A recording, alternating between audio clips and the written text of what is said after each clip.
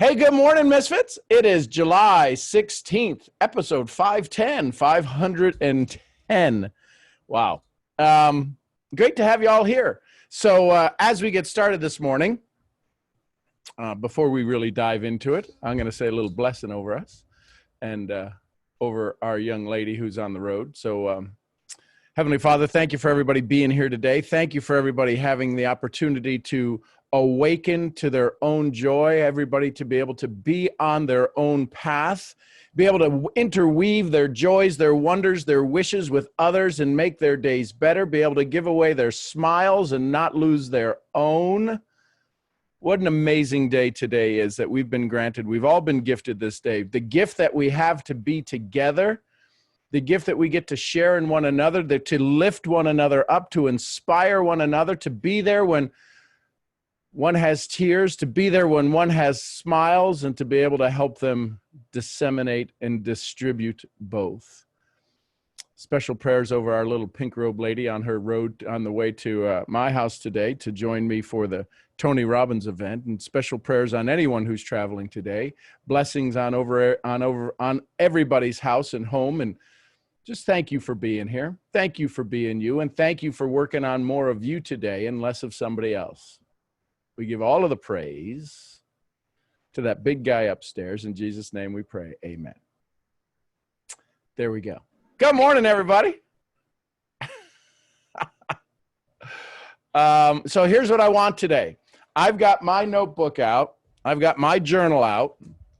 I want to know 3 things you would want from a Tony Robbins event, because I'm going to be spending, along with RBP and the 20-plus thousand other people are going to be spending the next 4 days with Tony Robbins. So I'd love to know what 3 things you would want. What 3 things are you working on that I could be listening for, so that I could take not just me, but I could take 30 other souls with me to the event. And I'll keep track of it and pay attention to the notes so that I can come back to you with some answers. So that being said, as you think of it, what 3 things would you want to get from a Tony Robbins event? Imagine you just paid $2,000 to attend an event. What would you want for it? What would you want for that event?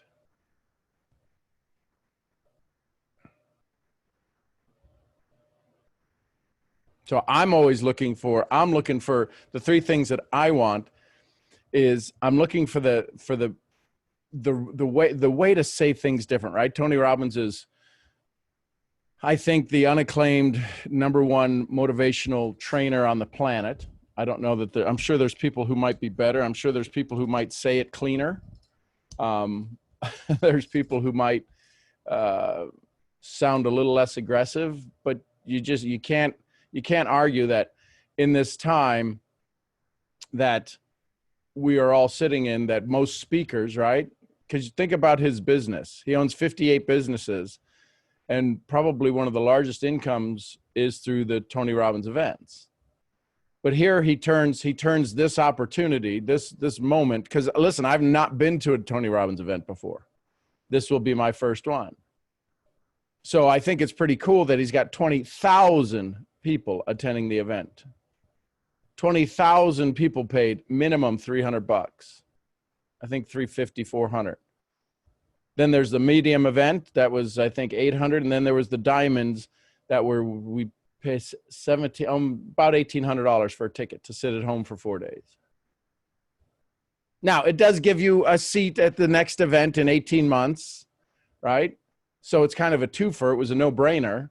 But my point is that he's got 20,000 people showing up at his event. I don't know, that's a few $1 million, more than a bucket full of $1 million. He's doing it all via Zoom. So when you look at what's possible, there's a possibility. There's somebody that could do it better than Tony Robbins. Now, how was he able to do that? How was he able to draw from doing the 7-day event, right? The 7-day free event, That was his draw. That was his lead in. That was to get all of the people who maybe never been to a Tony Robbins event. In that event, he very, very rarely swore. So he knows the audience. He knew it was general public. I'm sharing all of this with you because that's how you build your list. That's how you build your brand.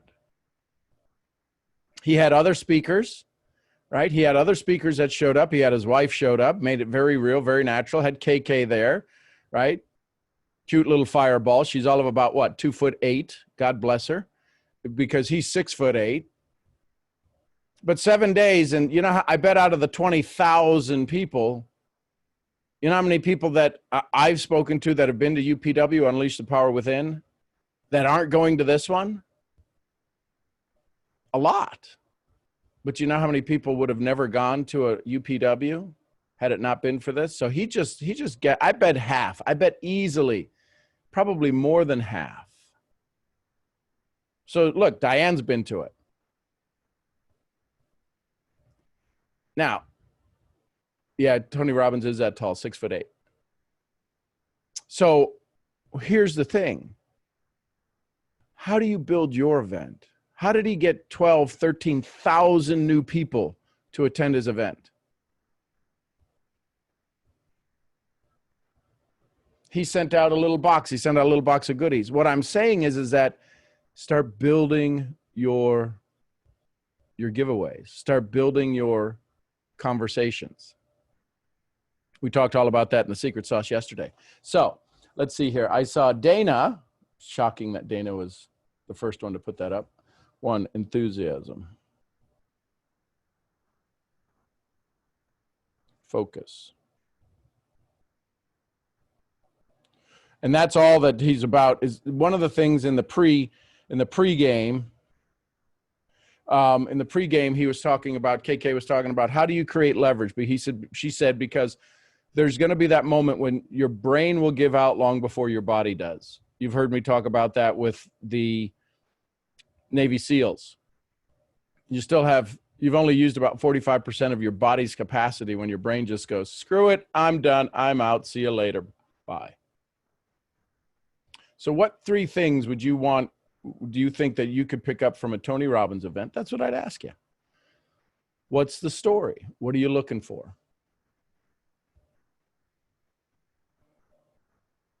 And we were finishing up from yesterday, and I saw her. She was one of the first ones on. Maravik, if you have a question from yesterday, please feel free to raise your hand and ask. Because yesterday we had to jump off early.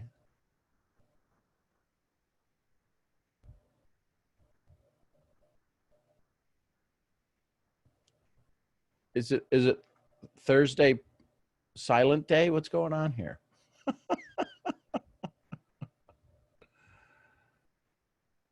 Is it that you can't think of 3 things you want? What are 3 things you want in the next 7 days? Let me ask that you need help with. There's AJ. Good morning, AJ. Well, good morning there. Good morning, Alex. I love the looks today. You Thank look you. Very fresh. Yeah. Refreshing today. How are you doing today? Outstanding, brother. Excellent. Well, I actually had my hand up yesterday for some things, but we got cut off due to whatever, right? Doesn't matter. Yeah. So anyway, we're here today every day, so it doesn't matter, right? But I just wanted to tell you that the reason for, you know how when I got to these calls a couple of weeks ago, I was always like active, quote unquote. I would ask questions, I would do this, I would do that. And then in the last couple of weeks, I kind of did not do that. And I actually found a post that I think Michelle Davis reposted. And the post said, if you see me less, I'm doing more. And it kind of got me reminded, because the only problem, quote unquote, I had in my life, we got resolved. And you and RBP offered me a solution, which was basically for me to rescue myself, right? And once I learned I can do that through an hour and a half long conversation full of tears, I could just do that any day now. And that was my main concern. So I really, to be honest, didn't even want to bother anybody. Didn't even want to raise my hand, spend time just because I want to have a good conversation with you. If I want to do that, I can send you a message and I'd be like, hey Sean, listen, I just want to have a good conversation. We can talk about anything you want. Hit me up when you have like 20 minutes of your time any day, right? Yep. So because people still come, some people come with maybe some new problems that are actually disguised as old problems. Some people come with new problems. There's a lot of new people on the call every day. I'm so happy for them because this is really a place where, man, I just want them to see how good this place is, because lately I've really realized that, man, this works. I don't know what kind of Mojo Dojo you guys do here. Sean Murphy, I don't know what do you do, sir, here, but this works. I mean, in the last couple of weeks, I've just seen how the puzzle, like the path just unfolds itself. And actually, Wallace D. Wallace and his book Science to Get Rich, he says, you know what? You can look at life like when you're driving a car, and to go forward in the night, you only need to see like 30 meters of road ahead, right? So I like the other day I talked to Daniela, and I don't even know how we tapped into this topic. I told her, you know what, I really realize now what do I want to do for a living, and even if it means that I should get a job, I'm gonna do it. I want to be in finance. And I told her about I want to do Series 7, Series 6.3, and stuff like that. And she was like, well, I'm gonna do that next week. And I'm like, what? And she's like, well, yeah, I'm in finance, I'm doing finance. And I was like, I'm looking for that the other night, and literally today you're telling me that, well, duh, I'm in finance. Like, why did you not ask or something? Yeah. And I'm like, man, what? Like what? That like how crazy is that? It's just that, and on the other side, I see people here posting stuff or maybe talking about stuff that I used to think about like the night before, and today they're asking about it. Or you would just show up to a call with a topic that I thought about the other day or like last week or whatever. And I'm just like how crazy is the like it's just what's it called, the term I forgot, the psychograph, yeah, psychograph. That's just crazy, man. So like always, I just wanted to share my gratitude. You are an incredible man, and you have an incredible woman behind you. RBP, I think she's driving now or something. Mm-hmm. Yeah, Yep. there she is, smiling there. Yeah, there's my Texas mama. And just the community, I mean, I ain't even gonna like, there's no words to describe this. This is just, this works, man. And Woo! yeah, Shoo! oh I'm so glad. god. I'm lucky. Woo! As Les Oh, Brown says, finally like, got it right. I didn't believe this. I know this, man. This works. Whatever it is, works. And thank you for That's that. cool. Well, Alex, the and the biggest part of it is you got to do the work too, because Yeah. the sun will come out, but if we don't plant the seeds, the corn will never grow. So, but it is true. And here's why it works, and here's why we don't know what it is. It's because we're not adding anything more. We're undoing things that have been done to us. That's all. It's this. Yeah. This is what makes this so secret.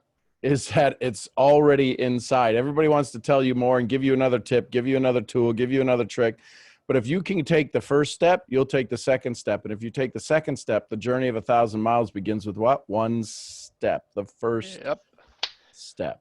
Do So one of fill in the blank. Yep. that's it. So you just, and congratulations on wanting to do the finance, because here's what my daddy said. If you can go to a school and get paid, that's a dang good school to go to. And that's, if you look at the exchange of time in something as sophisticated as that and as technical as that, and you can earn income and commission while you're learning it and developing your skills and talents and techniques, that's a good school. Don't look at a job as a job just over Yeah. broke. That's ridiculous. Look at a job as a learning place, and you take it as a university, and what more can you grab out of it? And here's the thing. Jim Rohn says you provide more value, you're going to absolutely go up. The marketplace pays for value. Yeah. Like bring value to valuable people. That's gonna be even better, man. That's going to be That's a huge. freaking lottery right there. Yeah. And I And mean, what I will say to you is when you get into that marketplace with those individuals, a handwritten card will be better than a Rolex as a yeah, thank man, you. that's gonna be a freaking like because from one side I did try to escape that, but I mean because there's a lot of people that do that kind of job with commission breath, as you say, Les and Brown, Les Brown's words. that's true. That is true. Some of those guys are just egoistic maniacs. That's true. But on the other hand, I just want to do that for having the skill Yeah, and it's having the huge. knowledge to do that because I mean finance and managing whatever is is beneficial to you personally, individually as well. I mean, if you can like run a company or whatever, you can run your personal finance, you can run your family finance, stuff like that. Well, the worst business people out there are doctors who make, Yeah. a ton of money. They have no understanding of it because it comes effortlessly and easily. But the fact that, God forbid, their hand breaks, they're out of a job. They're no different than a mechanic. So teach people how to do that is a very worthy goal. Yeah. That's when I want to get into it. So hopefully something's gonna happen out of it. So yeah. So here's the thing I would ask you. Have you ever test driven a car? And this is for everybody. Everybody pay attention to this, please. Have you ever test driven a car, Alex? Uh yes, Yes. I do have my So, license, yeah.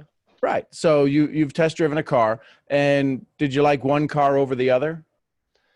Oh yeah, boy. Oh Right. And yeah. could you imagine how good the good car was, or was you surprised at even how much better the good car was than you thought it was? Right. You thought it was I going to be could. X, but once you got in it and held it and felt the steering, it was like, oh, wow, this is even better than I Oh imagined. yeah, boy. That That's what was I'm going to ask you to start doing is test drive your life. yeah. Test drive it. I'm serious. You sit in it. You imagine the office. You imagine the suit. You imagine the $1,000 belt, the $800 shoes, the $3,000 shoes. You just go take it for a test drive. Play it deep. Play it deep. Imagine you've got the driver. Imagine you've got the office, and you're working, 18 hours a day, and you're loving it. Test drive it. I'm serious. All of you go test drive your success today. Yeah, I was just looking at that the other weekend. I watched the movie The Secret, and Bob Proctor and other people that were there, they are talking exactly about this, like vision your hands and just like have the feeling of the steering wheel and have the feeling of the door handle of a new house and the everything. And that's what I did like months ago. Like I was 17, 18. I used to go to shops, buy suits, and like at 17, 18, you wear a suit like once a year for a wedding or something, right? But I used to buy like a couple of suits and just have them there just to like just like have them in my closet just to like have the picture, in mind. So I'm gonna like, oh man, that works. I'm gonna But do that. in addition to that, because they were talking about visualization and law of attraction, Yeah. I'm talking about stepping into it. Right now, you're the 7-figure income earner sitting on this phone. Yeah. Begin with end in mind. Yeah. Now become it. How would you sound? What would you be saying? What would be the question you would be asking me at a 7-figure income? Yeah. Because your brain can already imagine it. All it does is just needs a little kick drive. You've got a dream generator in your brain. How do you know this isn't a dream? You've got a dream generator. Just go plug it in, just like you would take a USB drive and plug it into your computer, your laptop, or somewhere, and you would upgrade your system. Now we can download it. Well, you can download this. It's already inside your brain. Go take it for a test drive. How would you look at people differently from a 7-figure income, 8-figure income, if that's the driving factor right now? How would you feel if people would be calling you on the phone asking you for advice? How would you feel when people call you up and say, listen, my kid's 12 years old and I got to figure out how to get a college education for him. And you say, well, you can take this, this, and this, you can put it in this. And all of a sudden you give them peace of mind. Test drive it. Seriously, test drive it. Think about what people would be calling you and asking you for. Think about the advice you would give. Think about the charities you would attend. Think about the donations you would give. Play it deep. Play it deep. I started to do that lately. Like, I mean, it's a slow process. So I just kind of started to go into the figure, go into the character. I started donating. I mean, I can't donate like millions of bucks, but I can donate some money, right? Every month. So I started to do that. I started to just like see the person I want to be, write it down on a piece of paper. And I actually think you already talked about this, that the mind doesn't know the difference between real and imagination, right? No, if I show you this orange phone holder, and then I tell you to close your eyes and imagine it, the brain doesn't know whether it's looking at it or seeing the picture of it. It still sees the picture. Literally the same. Yeah, yeah. Cool. Awesome. Love you, brother. Awesome job, brother. Good to hear from you. Thank you. Love you. Love you too, man. Let's go to Shammy, are you in Florida now? Or are you in Puerto Rico now? I'm in Florida. Okay. I thought so, but I was looking on your Facebook and it went, are you at the El San Juan? Where are you? Well, I haven't updated those details. Okay. Hello, my love. Good morning. Hello. Hey, I'm in bonus time because I got to speak to you. Awesome. I have a confession. I don't like to raise my hand in the beginning of the conversation. I don't know why. Well, because that makes you stand out. And then we all know you're outstanding. Sometimes I think it's kind of easier because usually the first hour, the big head over there is always sleeping like till like 8 or 9. Are you pointing to Rhonda? My big head. Oh. He's usually sleeping till like 8 or 9. So this little one, but it's easy. I know I know that sometimes it's easier for me to speak in the beginning, but I don't want to interrupt or raise my hand in the beginning. I don't know. Raise your hand. Go ahead. What can we say? How can we enjoy your smile today? I worked on getting like the 90-second story. Okay.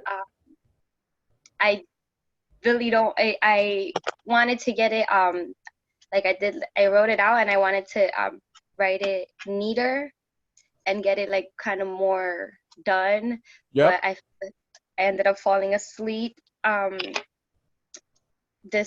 She woke up midnight and I was like, okay, I'll put her to bed and keep on working on it, but I fell asleep too. So I'm ready. However it is, I'm ready, and then I could tweak it later. Okay.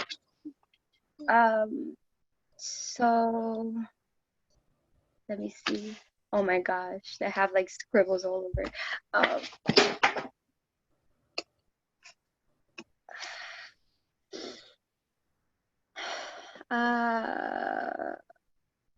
Okay.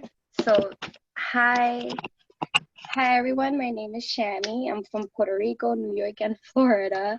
I'm almost 30, and I lived about 10 years in each place, so I have to mention all three. But my heart and soul lives in Puerto Rico. Before I got started in my business, I was struggling, single mom, working 2 jobs, literally. Working 2 jobs and just going through ups and downs and moving around. And you know what happened since then, my desire of wanting to work from home, to have time freedom, to be more present as a mom and create an abundant life because I just truly want to be happy. Stop generational curses and limiting belief systems, and grow, heal, and be a source for healing. I've realized that I've always been a tiny mom, basically, because I'm the oldest of 7. So I was a mom, I think, from the moment I was born. And I realized that I can be a source of love and growth for others too. So that's why I've decided to that's kind of where I ended, because I fell asleep. But that's kind of why I've decided that I know that I can be much more by going on to this field of endless possibilities in this company. In any of your businesses, have you earned an income, earned a check, and earned some money? Yeah. Okay. And in 1 week, what would you say you earned? Is it $15, $50, $100, $30? I could, in 1 week, around, it could be close to 100. Okay. So you might say something to the effect of, hi, everybody, I'm Shammy Sanchez. I've been a mom since I was a baby. Now, let me explain. Tiny mom. I wrote down tiny mom. I've been a tiny mom since like the moment I was born. I was the oldest of 7. I'm a single mom. I'm a single mom of 3.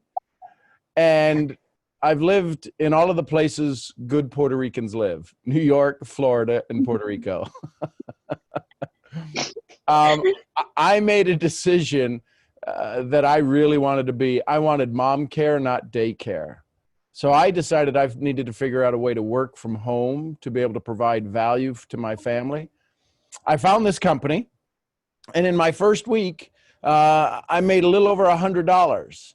You know what? I saw the possibility, and I've been working on it ever since. I've got some people who really help me and take care of me, train me, guide me, and they're just teaching me how to be a better mom every day. Awesome. So, yeah, because that's kind of the closing that I didn't get to finish. because most people want to know. So yes, you've had some. Your life is unique. Yet tell me how I can create some income. What's the upside? What's the benefit I get from doing what you're doing? And that could be time freedom. That could be mom care versus daycare. It could be getting my products for free. Could be making an extra $100 a week. They say the average family, if they made $400 extra a month, would save half of the divorces out there. So $100 a week, 4 weeks, $400. Everybody can do the math pretty quick. Okay. Excellent. I love it. Thank you so much. This will be on YouTube, right? I need to go back and listen again. Yes. Very cool. Thank you. Awesome, Shammy. Maravik, if I'm not saying that right, please correct me. Good morning, Maravik. Good morning. Good morning. No, you are saying it right, which is so Excellent. funny because a lot of people have trouble saying my name. But it's actually derived from Marie Victoria, but I go by Maravik. Wow. Oh my God, I'm so nervous. This is so weird. Okay. Yeah. So yesterday I did want to share my story with you and see if you could kind of help me. Sure. But it's funny, I didn't know how to raise my hands. I kept giving you the thumbs up. And I was like, I don't know how to raise my hand. But yeah, thank you so much for helping me today. You bet. My privilege. And every morning. Okay, I'll just go ahead. Okay. So hi guys, my name is Marie Victoria, but I go by Maravik. I am 29 years old. I'm a York University graduate from the Fine Arts Dance program. I work a full-time job at Sick Kids Hospital, Monday to Friday. And I'm also soon to be a mom. So I just want to take you down a little bit down memory lane and tell you a little bit about myself. So I come from a broken home. My parents got a divorce when I was 3 years old, which was really tough. And I lived with my father for my most primary years of my life. And so this environment was very toxic. He can be very um, emotionally abusive, sometimes physically, mentally, and it was just a very negative, toxic environment. And I just remember I always wanted to live with my mom, but unfortunately, she struggled all her life. She was working 3 jobs. She had to file for bankruptcy, and she just couldn't take care of her 2 kids. It wasn't until I was 9 years old that I was able to choose who I wanted to live with. And at this time, my mom was more financially stable. And so she was able to have full custody of my sister and I. But even then, I remember her struggling. Money was always an issue. I was privileged enough that she was able to put me in dance classes and vocal and swimming and everything, but I knew like never to ask for anything more than what she could give, because if it wasn't a necessity, then we just couldn't afford it. So speeding up a little bit, there was a time where she had an opportunity to move to Vancouver for a new job. And, I said, okay, let's go. Like, I have nothing here. I struggled with friends all my life because we moved around a lot. I moved around 25 times while living with my mom. So that was changing schools, changing jobs, changing locations. So I was just ready for another change and just to leave everything. But unfortunately, I was still in school, so I ended up staying to finish off university. So that forced me to move back in with my father. So I'm now 23 years old. And, I'm thinking it's going to be different because I'm a young adult now. But no, it was the same, that same feeling. Like living in that house was like, I felt like I was 5 years old again. It was like him taking away my phone, him locking the door on me, which eventually led to me being homeless. And so at that point, I realized, it was time for me to take matters into my own hands and start carving my own future and, creating the life that I want, starting with a place to live. So I've been super blessed. I've been living in this apartment now for the past 6 years. It's given me shelter. It's given me, a roof over my head. I struggled a lot with finishing off university, working 3 jobs, finishing off school and figuring out life.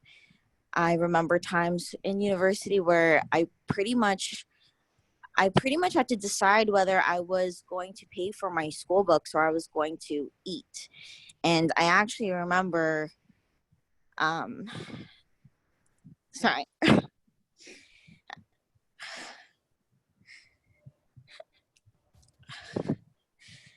You're doing great. How's it going? You're doing great.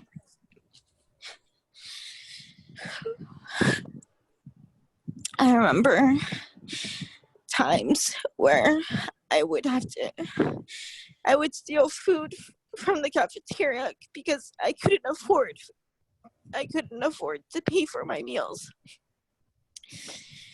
And, I'm past it. I finished, and, that was like a turning point in my life where I proved to myself that I could do it. I could take care of myself. And, I joined network marketing, and this opportunity to break those generational curses of lack and instability, right? Like the story that I told you about my mom, my story, now that I am an expecting mother, I don't want that to be the story for my child. I want the timed freedom.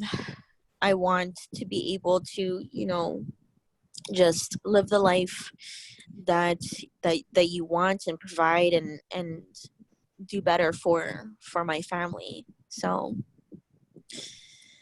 thank you. Well, congratulations, first of all, on sharing it. That might be one of the first times you've shared it in that detail. So congratulations. Would you like all of that combined together to give you a little intro story? Yes, because I remember you saying yesterday that your story should be 90 seconds. Right. And I feel like mine's about 5 minutes. Right. So I'll take a stab at it. I'll take a run at it. So just from a visual right now, are you showing as a mom? Okay. Yes. So okay. All right. I think I got it. Let me see what I can do with it. Hi, everybody. My name's Marie Victoria. People call me Marivic. And at 9 years old, I had to make a decision. Y'all remember when you were 9, you were trying to figure out, which Pokemon you wanted or something? I had to pick which parent I wanted to live with. See, when I was 3, my house kind of got one of those, what do they call those homes, a broken home, where mom and dad separate. And mom was having some challenges at the time. And so I had to stay with dad. And at 9, I got to go back to mom. But listen, mom loved to move around. We moved 25 times growing up with mom. But here's the thing my mom always did. She always moved us so that she could give us the best we could have. I've been to university. I've been to dance school. I'm getting ready to graduate. If you haven't noticed, there's a little bubble in my belly, and I'm becoming a mom for the first time. And one of the reason that I joined this business opportunity that I'm in is because I know what my childhood was like. You probably know what your childhood was like. Some of you may not want it the same for your kids. Well, see, that was me. I didn't want the same for my children. I'm getting ready to graduate college. Listen, there were times growing up that I'm not proud to say it. I'm proud that I did it because I took care of me. I had to steal for food. I'm making sure that doesn't happen to my child. I found this opportunity. I found a group of individuals who are making the world a better place. They're teaching me how to make sure the future for my family is much brighter than the future I had. My name's Marie Victoria from New York. Thank you for being here. Thank you.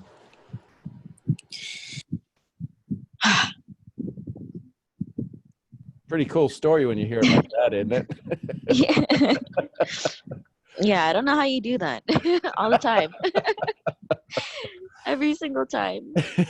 Well, again, this there's certain things that people are good at. You're good at dance. I'm not.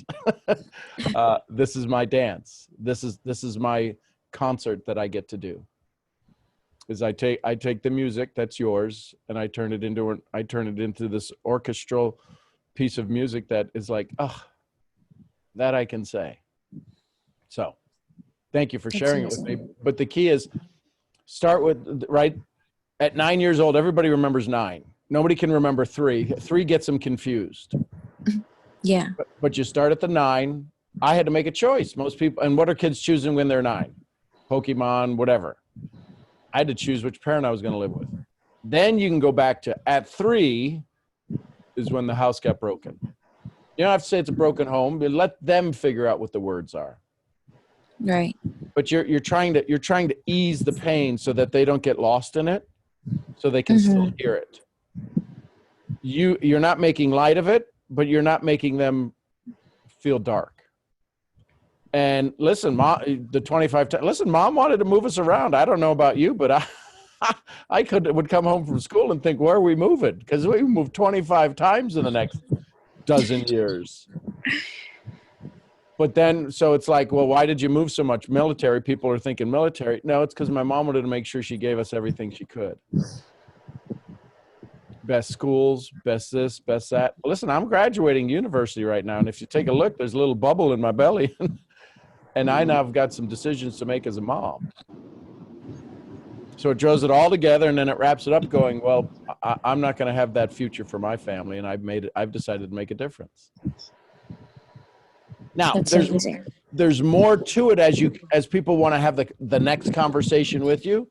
Mm-hmm. But as far as the intro, you hit all of you jump across all of these peaks, because the valleys, nobody really cares about the valley. They want to know you had it, but nobody cares about my valleys. I only care about my valleys. Until somebody raises their hand and say, I'm in your valley, can you get me out? That's what you're looking for. When somebody raises their hand, they're not at the top of the mountain. They're in the valley. But the only reason they raise their hand to any of us is because they know that you've been through a valley, not their valley, a valley. And when you've been in that valley, they know you know how to get out. They want to be with you. Teach me how to get out.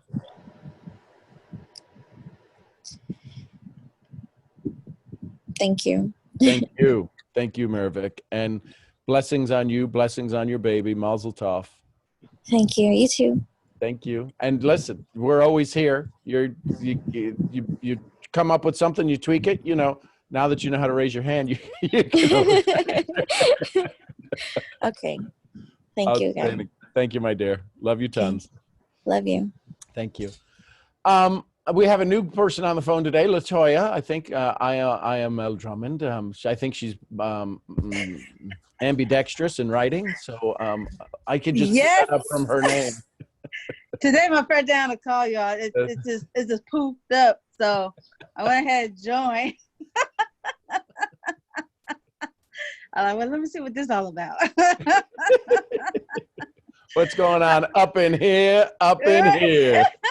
I don't know what's going on, but I'm gonna figure it out tomorrow. I'm new tomorrow.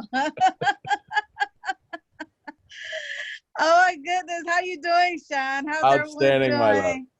Good. Well, as you see, that I'm officially, I still get it wrong, but I know how to spell it.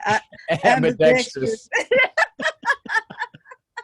Like it's funny how you know how like to spell a word, then you look at it like, somebody help me out. What Google, help me, help me figure it out.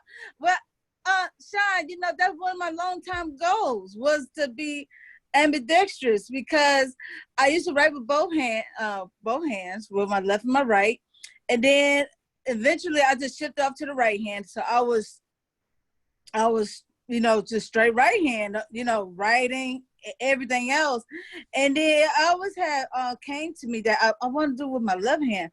But I think I had that fear like, oh my God, I look like chicken scratch. It look horrible. Oh, can I do this? My hand hurt and all this good stuff, right?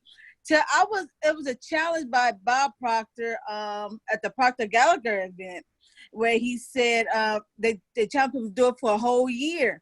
And I'm like, well, I'll just take up the challenge because it's something I always wanted to do. And I'm just very excited because consistency pays off, everyone. It doesn't matter what you like. If it's something you want to do, if you just be consistent in it every day. I did it for literally probably 2. At first it started with 2 minutes because I started writing sentences, right? It was like 2 sentences.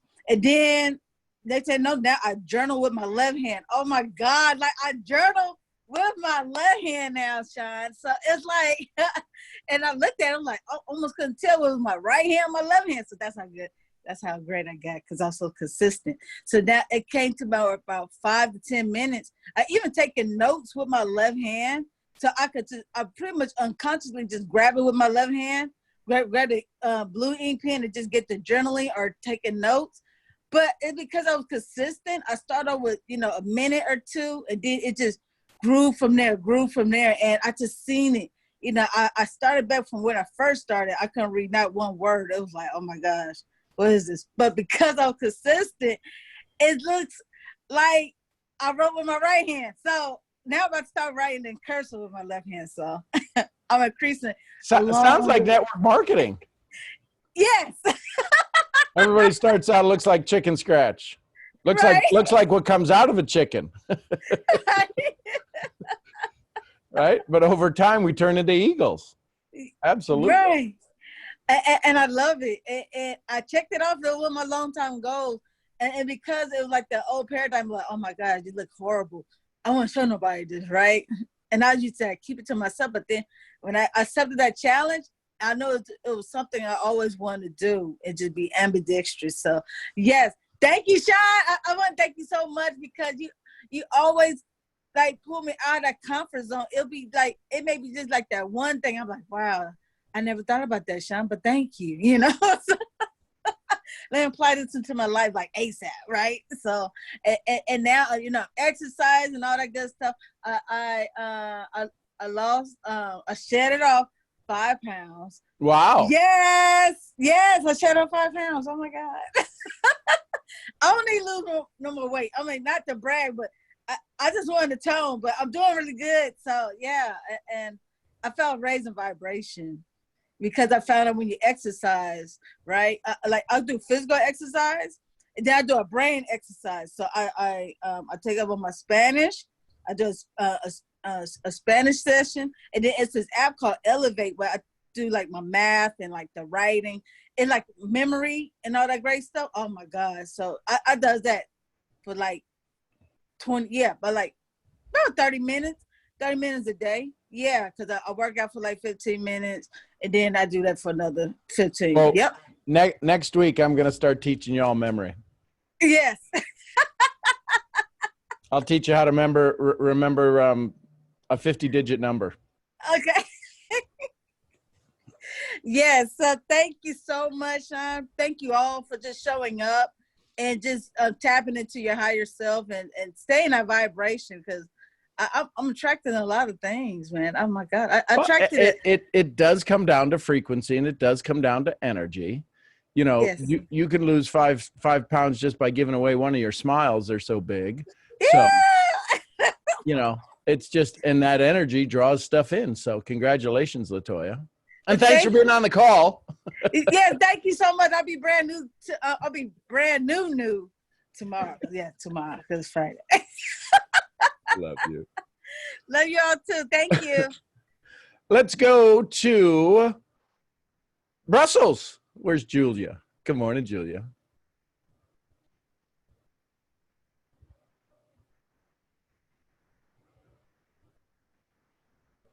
Are you there?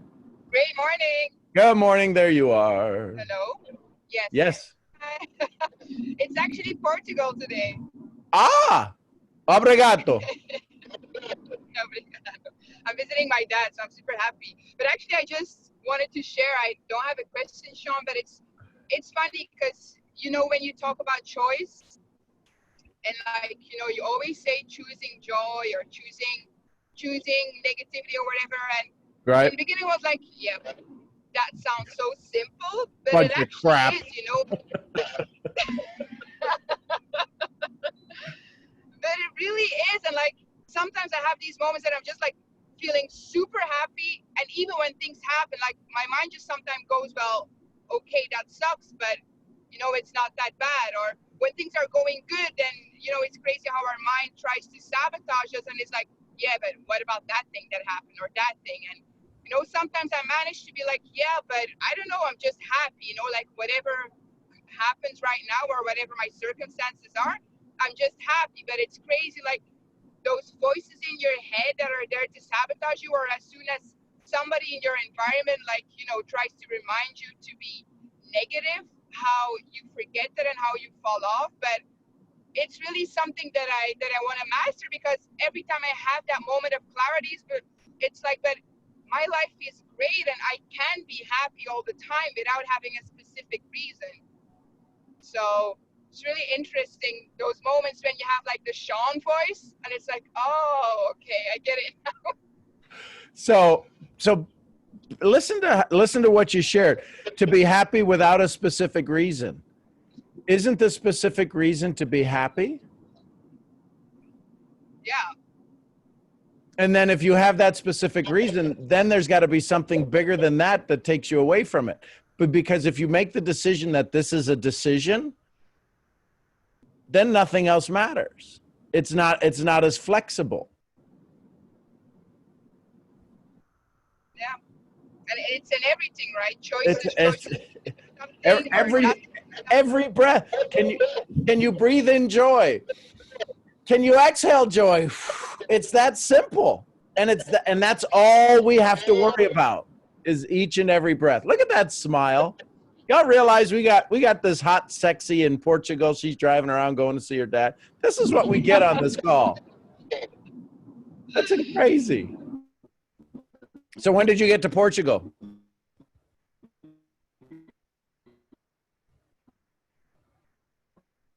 And there goes signal. It is Portugal.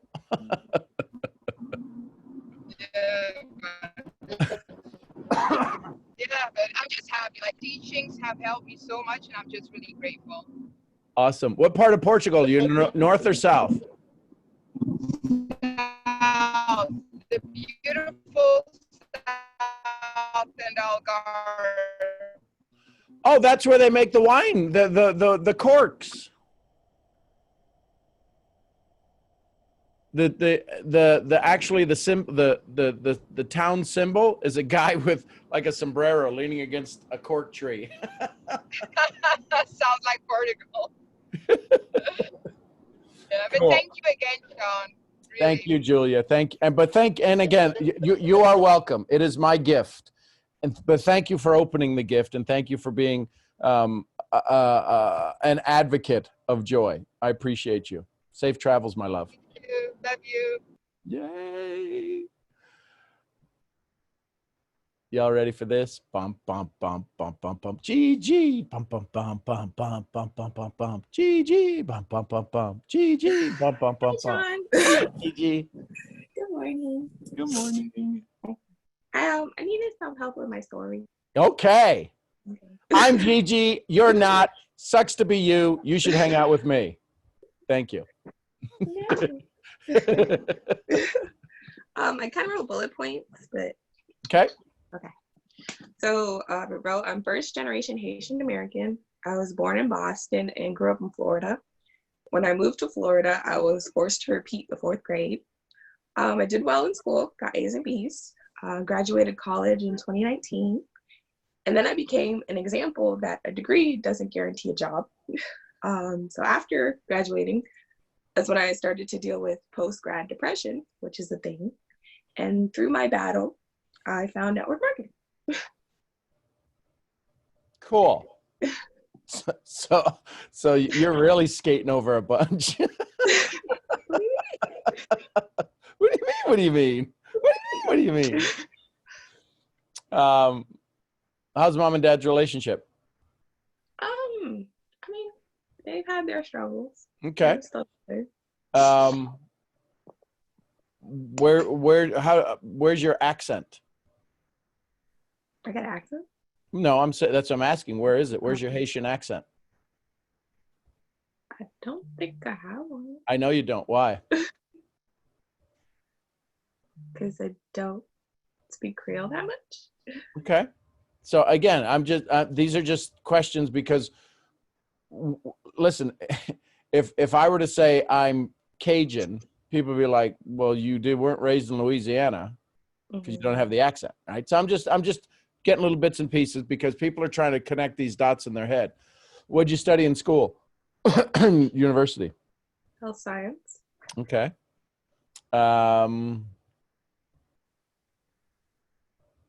And what's been the success now that you found network marketing? What's been the good that's happened to you? I found myself. Okay. And what are you doing with that now that you found yourself? Now that you found you, what are you doing with it? I find gum under a table. I ain't going. I ain't taking it home with me.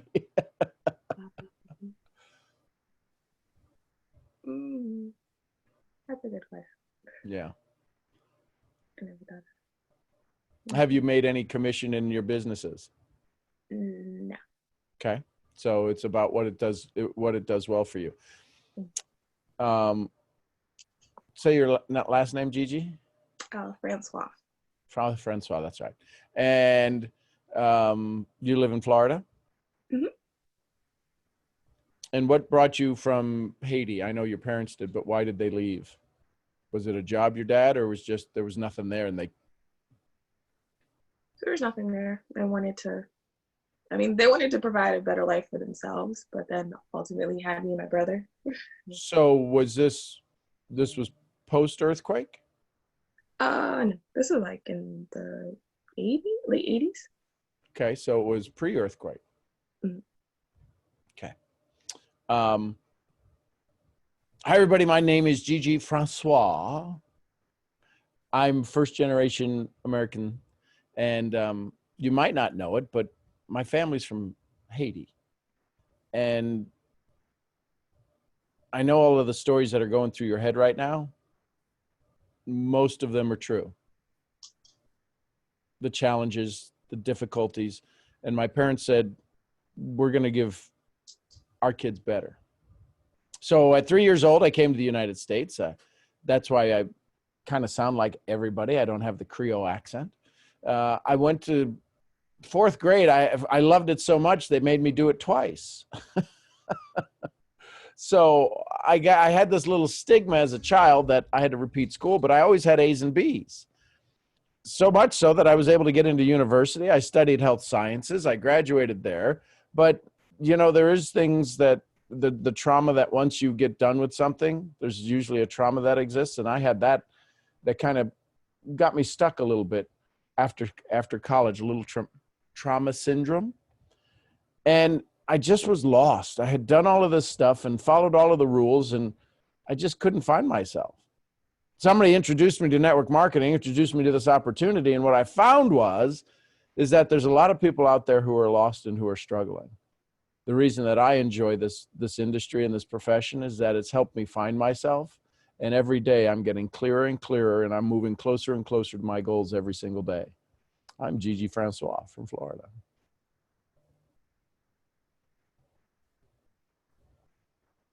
Now, there's some other stories in there that would be a little bit more of a hook. But as you, what hook?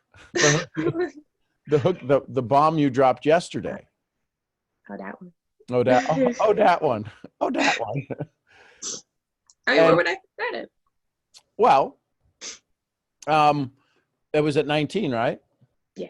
You were still in university? Well, that was like when I was like a little phase, like after high school, when I didn't know what I wanted to do. So I took a year. Okay. So hi, everybody. My name is Gigi Francois. I'm from Florida. I'm first generation Haitian, which is why it surprises a lot of people because I don't have the accent, the Creole accent. I repeated fourth grade twice because I loved it so much, but it was just, it was one of those moments. But I've always had A's and B's in school. I mean, I went to university, but after a year off, anybody ever take a year off in high school, after high school? See, I kind of had one of those moments. I had one of those life-defining moments that kind of made me lose myself. And up until recently, I've never really talked about it. But when I was 19 years old, I had a miscarriage. And that has hung over me for a very long time. And I don't know that I'd still be working through that, but I wouldn't be working through it in the way I am now because of this profession, because of network marketing, because of the people I get to hang around. It's just recently that I revealed that kind of story. And you know what? People loved me more because of it. So I don't know how much money I'll ever make in the business. I don't know how much I'll ever do, but I can tell you this, it changed my life and it made me feel whole again. I'm Gigi Francois.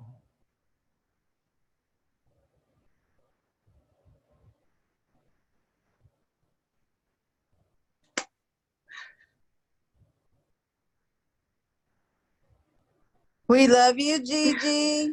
Mwah. It's a little different, isn't it? Yeah.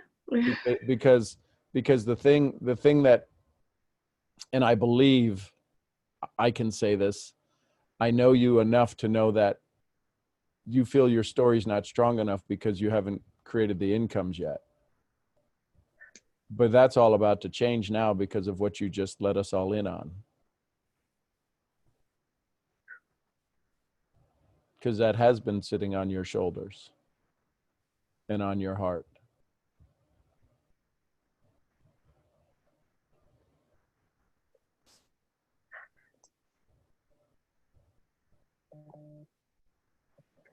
Yeah. You see how it draws people in? And it's not to take advantage. It's just, that's your story, my love. And part of you probably going back to school was to go back to something you're good at. Something you know you could do without really lifting a finger, is you can be a good student. Yeah. And so now all of a sudden you shared that story with us yesterday and we're all like, okay. So now that's part of your story whenever you choose to use it. And when you share it, I just heard this in my head. You are not using that to gain attention. You're using it to give others strength.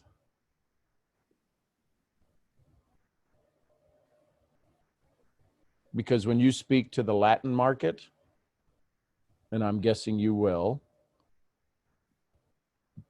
the numbers I know of, listen, did you intend to have the baby? Was it? No. Okay. So that all of those things that change in you and work in you and how your body changes and all of that stuff. When you speak to the Latin market, don't be surprised that women who would never say anything will come up to you and say, I had the same thing happen to me when I was 16, when I was 20, when I was 18.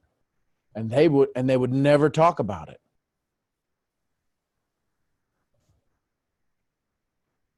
And because you say it, and because you share it, and because you have the courage to do it, I promise you,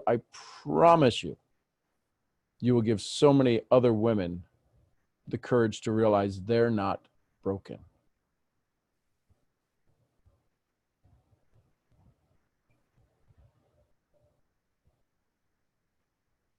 And we'll work on that.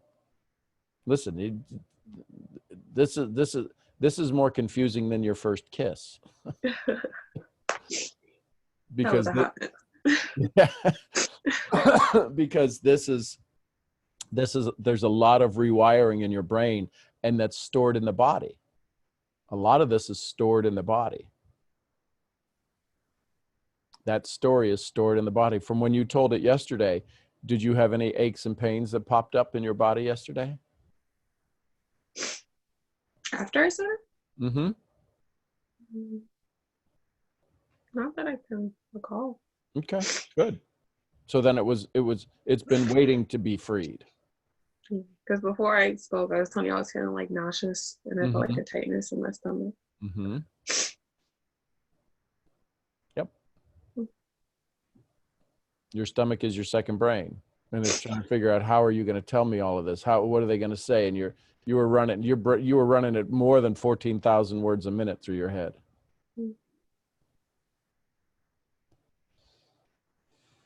So welcome home. And I wanted to say thank you to Corinne, because her sharing her story helped me to share mine. Yeah. I love you. Well, I mean, and that was the thing yesterday when Corinne said what she said. It's like, wait a minute, did I just hear a bomb go off? What was that? So this is the power that you all have with each other. This is the power we have as a community. The freedom that you give each other. And listen, I personally have to thank, one of the first shocking stories I've ever heard on here was Kayla Cortez. And she had the courage to do it. And then Heather Love. And I mean, just story after story after story. Where you ladies and guys, where we as a community feed into each other.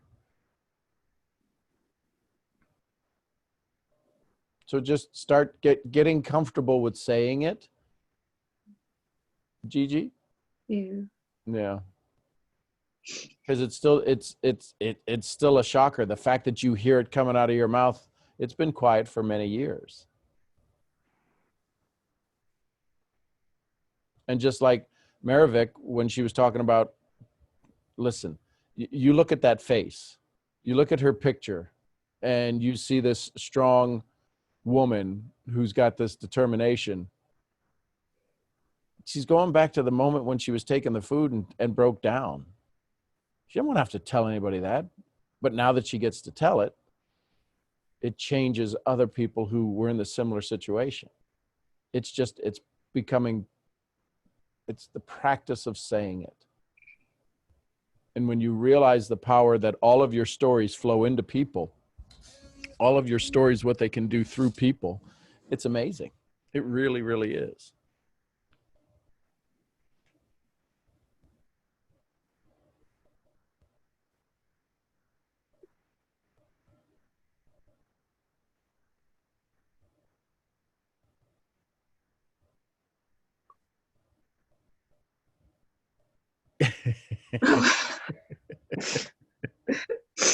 So you have me like thinking, like Yeah. after that situation, how I changed Yep. and how like kind of started the downward spiral.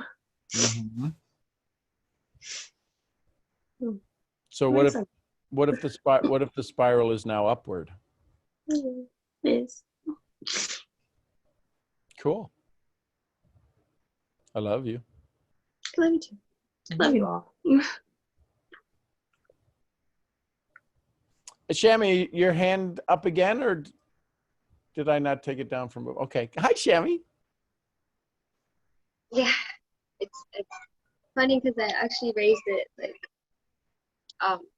before Gina spoke, and I was gonna say a lot of times I hold back from speaking, and I'm gonna try to stop doing that. Okay, good. But I was gonna say the 90-second story kind of gave me an excuse to cut out everything that I don't want to go through or speak about. Right. You won't be surprised if I say I know everybody's got more of a story. Yeah, I know, but I wanted to ask, is that okay, or am I supposed to have? Because I'm like really closed off to emotions like that. Like I just don't want to deal with it. And with the 90-second story kind of giving me an excuse to not dealing with it. Yep. I don't know if that's okay. Am I supposed to? Well, here, Gigi, I'm gonna ask you to speak to Shami. You told us yesterday in the Secret Sauce Academy. They're at the very end. Once you shared it, once you revealed it, because none of us knew, maybe some people on here knew, but when you revealed it, what happened to you afterwards? How did you feel once you revealed it? I felt relieved. Like I finally got something off of my chest that I've repressed for so long. It was like I forgot that it even happened because I stored it so far back into my memory. And actually having it come out of my mouth, I don't think the last time I spoke about it was probably like 3 years ago, maybe. And having that actually come out of my mouth was like, oh my God, did I really tell them that? Do they really know this about me now? But at the same time felt, like I'm kind of taking control back of my story in my life and not letting one moment in my life define who I am. And how does that feel? It feels empowering. So Shami, for me to even guess or give you any guidance on that, I figured, let me have another strong woman tell you what she just went through yesterday. So does it hold you back? Yes. Are you good at dealing with it? Yes, because you've held it back for so long. But when you start to let it out, it's the frontier, my love. And when you step into the frontier, it gets messy. And then how do we organize that going forward? That's what we can do. That's what, through this community and through some of my experiences, we can help organize it so that it allows you freedom, but it also allows you to show your scars that make everybody go, wow, she's been through it.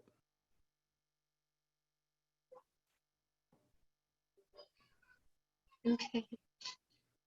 It doesn't have to be now. Doesn't have to be here. It can be, you can call me and we'll talk about it. But I will say this, when we do hear it, whatever it is, the thing that when we share our scars, I say this every time, be prepared for the love. And that's the part that scares, that's the part that we can't even imagine, but that's the part that our subconscious is scared to hell, is because, wait a minute, if I'm going to be loved because of this, the old story was just a bunch of crap. And for the most part, it was.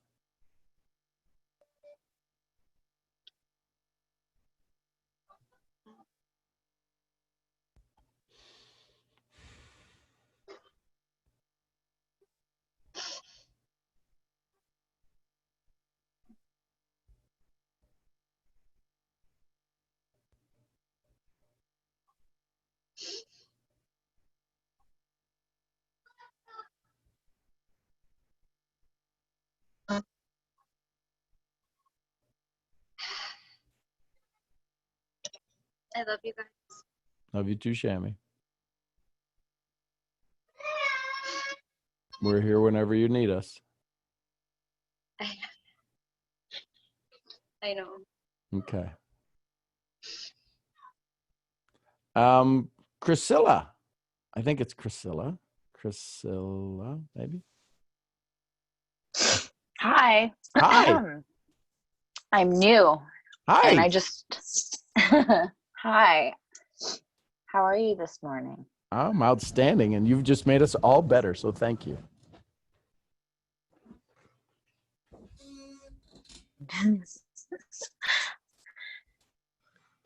So this is my first day. I'm actually Marie Victoria's sister. It's really interesting and beautiful how this all came to fruition. So I guess I want to start with my story, and it's kind of similar. I just went down a different path, even though we were sisters. Right. So I actually discovered network marketing when I was about 18. I'm 30. With that journey, two things. I have a story, and your theme today about what 3 things from Tony Robbins. So it's kind of mushing all together right now. Okay. I'll start with the story, and then I'll ask my question. Cool. Okay, so I found network marketing at 18. I'm 30 now. I had 3 really big runs. My pattern, though, is consistency because I have so much going on. I also have a marketing business, so it's kind of multitasking different business models and being able to kind of tackle everything all at the same time without getting held back or distracted. That being said, 18 was really young. I was also bartending, 3 different bartending jobs. I was going to school full-time, university as well, and I had a 7-year relationship that was taking up a lot of time, so I wasn't sleeping very much. And the the challenges of moving back and forth, I actually came back to my father's place after we had moved back to after we had moved with my mother. So I got to experience that environment. I was exposed to it a lot more. I feel that this is what I struggle with. I feel that my father being very intense, it was coming from a good place. He always tried to give us what we needed. He was the main breadwinner in the family, and he made lots of money and worked really hard, but we never saw him. And being here and being very business-minded from a young age, wanting to, that my goal was I never want that bad word money to be an issue in my future, because growing up, that was, as Maribek said, getting the nurturing getting the nourishment and the nurturing and that quality that we didn't have, because my father was always very stressed out and became very abusive when he was home, emotionally, mentally, sometimes physically, in terms of discipline and all of that stuff. We wanted to be with our mother, who didn't have that financial stability, but she had a lot of nurturing qualities.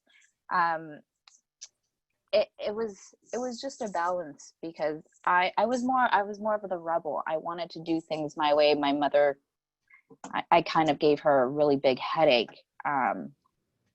She would argue that she'd say it to me all the time, "You're your father's daughter." And so I had a lot of anger growing up.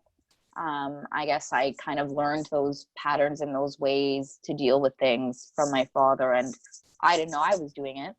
I became kind of a monster, and trying to, at 18, when I knew I wanted to change and I wanted to get somewhere and make sure that money wasn't an issue, I was working these 3 jobs. I was taking on network marketing. I was trying to do the university thing at the same time. I've graduated, all that, but it came really hard to deal with, and I really lost myself.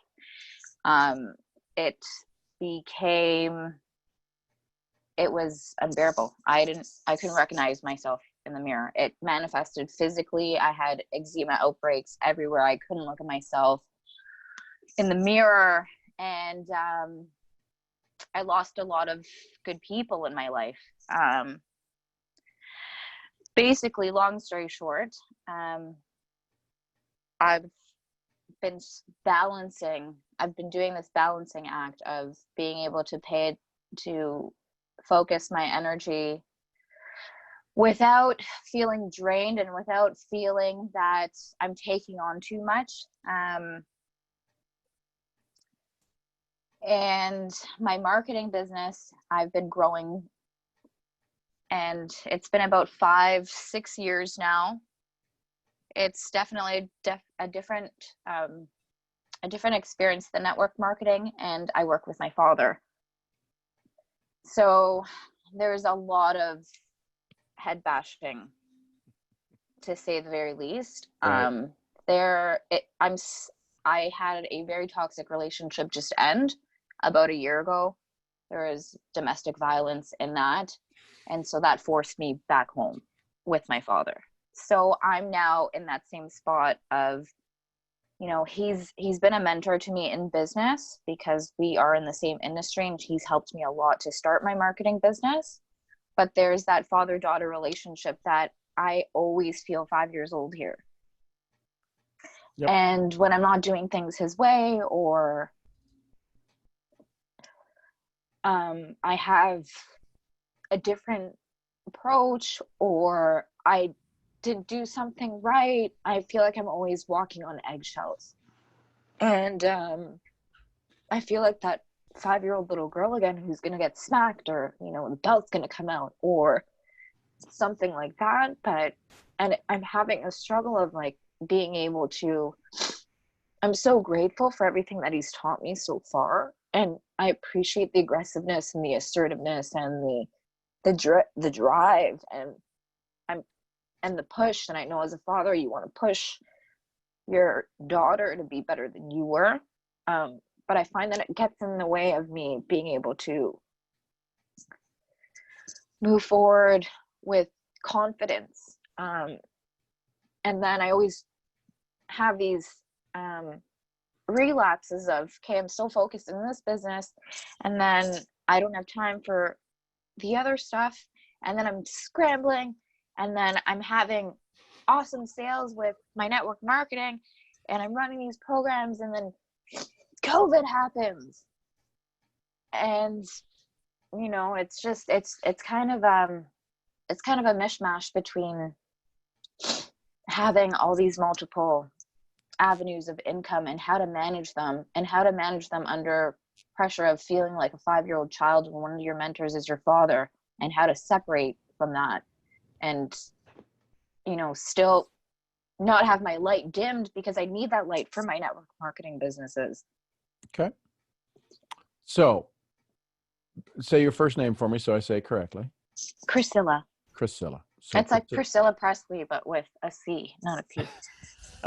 I like the Presley part added. So, Priscilla, welcome to the call. Thank you. I was very nervous. Well, I'm glad you got through it, because you just gave everybody else a whole bunch of courage. So, would it be okay if I asked you 3 questions? Yes. Okay.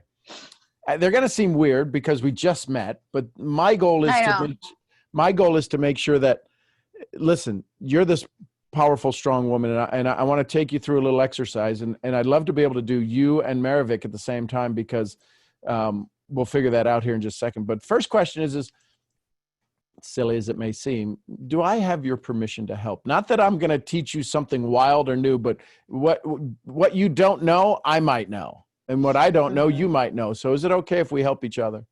Yes, absolutely. Okay, cool. Second question is would I have your permission to make you feel just a little bit uncomfortable? Yes. Okay, yeah, because I know you've been wildly uncomfortable. Here's the third question. Can I take you out of that uncomfortable feeling before we leave here today? Yes, absolutely. Okay, awesome. So here's what I'd like to do. Can you go back to a moment, can you remember a moment when you were wildly scared as a child? Yes. Be it from your dad. Okay, can you picture a particular moment? Yes. Okay. And Maravik, I'm going to ask you the same if you'd like to go on this little journey with you and your sister. Sure. Okay, because what I want to do is I want to rewire you. Both of you are under a tremendous amount of stress as it stands right now. Maravik, you've got a child on the way, the stories that you've told, what you don't want to have happen. You're passing on the DNA into your daughter right now. And that DNA that's getting passed on is generational. You may not know your great-great-great-great-grandmother and grandfather, but their energy is flowing through you and into your child. And I want you, if in this breaking of a generational curse, I want it to start with you and your baby. So I'm going to walk you both through an exercise. You're each going to have your own experience, but it's going to be the same dialogue. Would that be okay for you both to go on an exercise journey with me? Yes. Yep. Cool. So Maravik, real quick, permission to help you? Yes. Make you feel a little uncomfortable? Yep. Cool. Take you out of that uncomfortable feeling? Yes. Awesome. I want you to both go back. You and I, we're all 3 of us are in a room together. We're all standing here right now, and I'm going to ask you, kind of like the Christmas Carol, you're going to go back. We're going to each go back to your moment. I'm going to ask Maravik, you've got a moment to where you remember where you were wildly scared and you thought you were insignificant. And you just thought, life's got to be better. And Priscilla, you're going to do the same. So I want you to both pick those moments. Don't need to tell me about them, but I want you to picture where something tragic, something just wildly uncomfortable was about to happen. But I want to go back to the moment just before that happened. Do you both have the moment before that happened? Kind of like you're about ready to turn on the light switch in a dark room. The moment before the light switch got turned on, before the moment the shit hit the fan, can you remember the moment before? Yes. Yes. Okay. Now I'm going to go with each of you back to that moment just before. It's about to happen. I'm not going to witness it, but here's what I want you to do. I want you to walk over. So, Priscilla, how old were you at the time where this moment was about to happen? 4. And Maravik, about how old were you at the time? About 19. Okay. So here's the thing. So Priscilla, you're telling me about the little 4-year-old. What can you tell me about the little 4-year-old Priscilla that you're looking at? You and I are standing in this place, and we're looking at that little girl, little Priscilla. What can you tell me about that little girl right now? The event hasn't happened. Tell me about up to that moment. I was just telling a story, and then my father started yelling because I got my mom in trouble, and I didn't. Okay, hang on. We don't need to go into that yet. But you were okay. So before this whole incident happened, before the yelling started, I told the story. Right? Were you a pretty happy little kid? Yeah, I was excited. Okay. I was excited. because it was the story of what happened today. Cool. Cool. Thank you. And so, Maravik, can you tell me about the moment before whatever's about to happen at 19? Can you tell me about Marie Victoria, up into that moment? Where the instant before this whole little turn of events is about to happen. Tell me about Maravik. I guess I was sleeping. Okay. So were you a good kid? Yeah. Okay. So here's what I want you to do. Priscilla, Maravik, you're not going to tell me, but but I am going to give you some guidance. Priscilla, I want you to go over to the 4-year-old you. Uh-huh. And when you look at you, the 4-year-old you is going to recognize you. It's literally going to see you, and it's going to know that that's you of the future. But here's what I want you to tell that little 4-year-old. I want you to get down on your knees. I want you to look her in the eye and hug her, give her a kiss, whatever you would have done to you if you saw you. And I want you to give her all of the things she's going to need to get through this moment. Because you've gotten through the moment, haven't you? Uh-huh. You're sitting here now in front of me, this strong, powerful woman. I want you to tell that little 4-year-old, there's some shit's about to hit the fan. You didn't throw it. You didn't turn on the fan. And just give her the courage to know that she can get through this moment. Give her the courage to know that she is this absolute beautiful soul. Okay? And so when she knows that she's this beautiful little soul, tell her all of the things that she needs to get through this moment, but also tell her that because of this moment, you sit here before her, you stand here before her as this strong woman, and give her the courage to know that when what she's about to go through, she's going to give you a little wink going, I got this. I now know it. I got this. So can you walk over and do that? Don't need to tell me. I don't need you to tell me anything. I just want you to silently have that conversation. Uh-huh. So go ahead and mute me so that I'm not talking in your ear, and go do that. And when you're ready, when you leave Priscilla and you come back, you give her a hug and anything else, you come back and unmute yourself and say, I'm back. Okay. And Maravik, I want you to do the same to you. If you're sleeping, I want you to walk over to you and tell yourself that what's about to happen made you stronger, gave you courage, made you the strong woman right now that is actually carrying a child. And I want you to give yourself all of the things you need to know that allowed you to get through that. I want you to speak into yourself. And then when you're done, I want you to come back over to me and say, I'm done. You've had your conversation. Okay? Okay.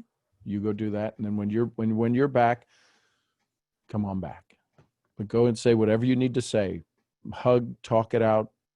Let them know that, let you know that you got through it.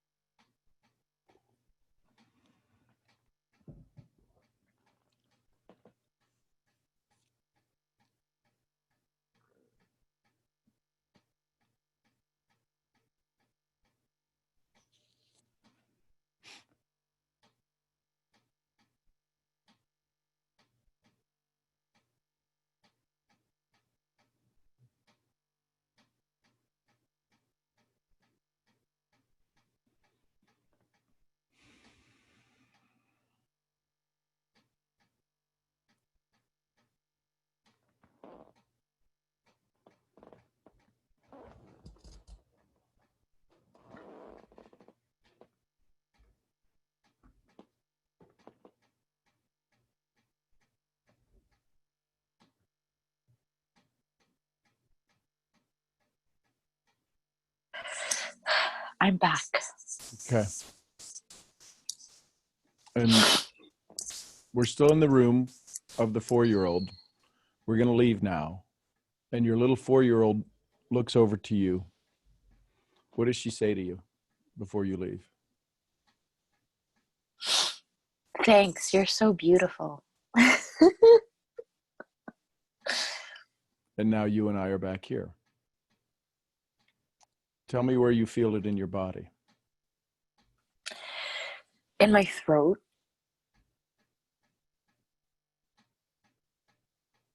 It's because of your words, right? Yeah. Throat, I'd say chest area. It's like burning. Okay. So do me a big favor. Just feel it, really feel it. Take a nice breath in. And on the exhale, I want you to really feel all of the burning in your throat. And I want you to say these words. And I love that. And I love that. What do you feel in your chest now and in your throat now? It's looser. It's fear. I think it's because I was crying. Yep. I didn't ever imagine talking to my 4-year-old self. We don't. But that's the part of you that's the strongest one of you. Because she didn't have all of the capability and skills and talents that you have now. And when you're confused and lost, you go back to her and she will guide you. She is a queen. Because she got you to here. Mm-hmm. Maravik, how was your journey? What we're about ready to leave that room. What does the 19-year-old say to you before we leave? Thank you. Okay. Where do you feel it in your body, this change? In my chest and my shoulders. Okay. So the weight you were carrying and the stress of being loved. Yeah. So I want you to take a nice breath. Doesn't have to be a big breath. And as you exhale, I want you to really feel that and just tell that discomfort, because it makes you, it lets you know you're alive. Just say on the exhale, and I love that. And I love that. Because here's what happens when, I know it sounds so counterintuitive to love your pain, but your pain is all mental. And it's the old story going, wait a minute, if that old story of the 4-year-old and the 19-year-old no longer exists, what the hell am I doing here? So it causes us to forget to be in the moment, because pain pulls us out of the moment until we love it in the moment. And the second we love it in the moment, it just kind of vaporizes. Because we won't harm ourselves. But it's the old story that all of a sudden, if Priscilla can stand strong now and not feel like the 4-year-old around her dad anymore, this powerful 30-year-old who's brilliant, beautiful, runs businesses, has had 3 huge runs in network marketing. 5-year-olds don't have huge runs in network marketing. They don't run a marketing company. So how do you feel now, Priscilla? If both of you did a body scan, how do you feel? Calmer. Better. Yeah. Yeah. And I need you both to hear at a subconscious and a conscious level. You did this. I'm just your guide. I'm just the lighthouse. I didn't do any of the work. I didn't do any of the story. That's why I didn't want to have any input into what was going on. I just said, go over there and tell yourself what you needed to tell yourself. We just don't think that sounds crazy. Like Priscilla said, I never imagined speaking to my 4-year-old me. Yeah. It's like it'd be a movie. Yeah, it could be. It was. And it is. And so I would encourage you, because both of you have, again, being sisters for one, but the other thing that's amazing is that you can now have conversations and you can both situations you were both in, you can both go back to those moments, whatever the age difference is, go back to those moments and be there for each other. Maravik, you can go tell Priscilla, who's the older sister? Me, Priscilla, me. Okay. So Maravik, you can always go back to the Priscilla that was there for you or pissed you off one day. Not that ever happened. Never. But you can go back, you guys can go back to each other and do the same thing we just did and speak into them. And I promise you, this is they have done studies that going back like this just rewired your body. It was 26 years ago. It was 8 years ago, 4 years ago, 3 years ago. It literally rewires the body, and every emotion that you had from the age of 4, Priscilla, to now is readjusting in time and space. That's why you feel lighter. That's why you feel different places in your body, because it is literally rewiring all of the stories, because that story now that ran in your head, that was just a bunch of, crazy monkey kind of stuff, not my monkey, not my barrel moments, is now rewired. And everything from then, you have faced every situation from the age of 4 to now with a different level of confidence. And your body is literally rewiring the universe for you to sit here in a calmer, stronger, more sure state of mind. And any situation that was a challenge in your life, you go back and you walk into that moment. There could have been another one at 7, could have been one at 17, could have been one at 26. The toxic relationship where there was the abuse, go back to the moment just before the abuse, because that's still wired in there, and say, listen, you're about to get the shit kicked out of you. Know this: when you're 30, your skin is flawless. You're beautiful. You're going to be an ant. You're absolutely this amazing soul. And then you can even step away and watch it. And the you that's going through it will look at you and go, I got this. This ain't nothing but a thing. I promise you, the same way you did this from the 4 to you do this, because you're through it. Are you not through it? Yeah. I'm not saying to forget it, but go back and give yourself all of the stuff, that moment, that moment, that energy, that memory needs to walk through that situation. And you will be amazed.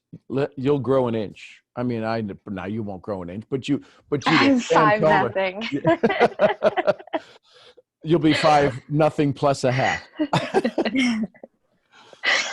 But I promise you, each of you, those moments that you are afraid to tell the story about, go back and give yourself the courage, because both of you, listen, I hear your voices. I see Priscilla. I hear Maravik. You're both amazing souls. Thank you. There's a lot of people who would wish, when they look at you, they wish they had what you have. Now, when they get to know you, they're like, holy shit, I wouldn't want anything they got, because if I had to go through what they went through, I ain't doing that. I'll keep my shitty life. Right? Yeah. So you pull off beautiful, sexy, strong, amazingly well. And you pull off this, our life's pretty good, when it was really a poop storm like crazy. But you have this tool that you can now go back to those moments. And if you need my help, you can reach out to me, however, Instagram or whatever, but I'll walk you through those again, because as you feel your bodies are different right now. You did that. That's the rewiring of that instant where you knew you could get through it. But your old story says, I couldn't get through it. Well, you're sitting here in front of me already through it. Go back and tell yourself that old story that you got through it. And when you do that, it rewires everything. And you're just this amazing soul. So I want to ask to see if I kept my promise on question number 3. Did I take you out of the uncomfortable feeling? Yes. Yes. Okay, good. Now, there's a lot more to go through. I get that. But Mhm. but you speaking, going, hey, this is my first time. You want to fix me? That's not what we did. You No. fixed you. You took care of you. Yes. So you're amazing. Thank you. Questions on that. How do you feel?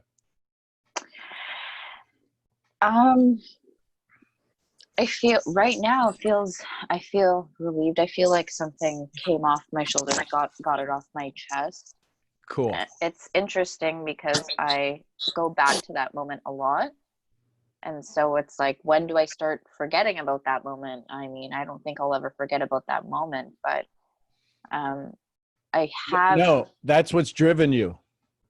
Yeah. Just go back now. Don't forget it, but go back and know that you got through it. Go back and know that was the catalyst. Most people don't have that till they're in their 50s or 60s.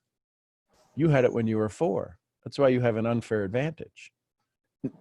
Dr. Wayne Dyer said, change the way we look at things, and the things we look at change. Mm-hmm. So now you get to look at that as that was the catalyst. I learned this when I was 4. Most people don't learn this till they're 40. True. See how it's changed your body? Look at the smile on your face. It's like, what? Wait, how did you know? What? Yeah, okay. Yeah. I've been in network marketing for 18 years, 15 years. You know about personal development. Here's what I do, Priscilla. I do personal undevelopment. I really like that. So Personal undevelopment, unlearning. yes, unlearning the old stories, changing the way you look at the old story. Because every one of us have more skill and talent than we ever use. Yeah. One more book ain't gonna make us successful. But getting rid of the BS, the belief system, and the bullshit that was piled up on top of us, that's when we start to soar. All I'm looking to do is just take off some of the old stories that don't make sense. Yes. And then I guess my challenge is having to continue to unwrite those stories when some of them could still be happening. Well, because I'm living under that same roof. I mean, I've gotten better. It's gotten better now, but I mean, there's still those moments where we'll be in an argument and I either have to just walk away and not come back, but then feel guilty. So would it be okay? So here's going to be a tough question for you. Mm-hmm. I'm going to take you back to question number 2, make you a little uncomfortable. Would it be okay if that story changed? Yes. Would it be okay if you're the only one holding on to that story? No. Yeah. Meaning, would it be okay if your dad doesn't have to change, but if you do, everything else would change? Would it be okay if you're the one that has to change? Yes. Okay. See, now we got the 5-foot little piece of dynamite going. She's putting her hair up, getting ready to fight. Okay, we're going to do a little jujitsu. Look at the biceps on her. I don't even want to get near her. So here's my point. Your dad's always going to be your dad. If we went back to him and spoke to him when he was 5 and 6 and 10, his life probably wasn't easier than yours. Yeah. So he can only come from where he's coming from.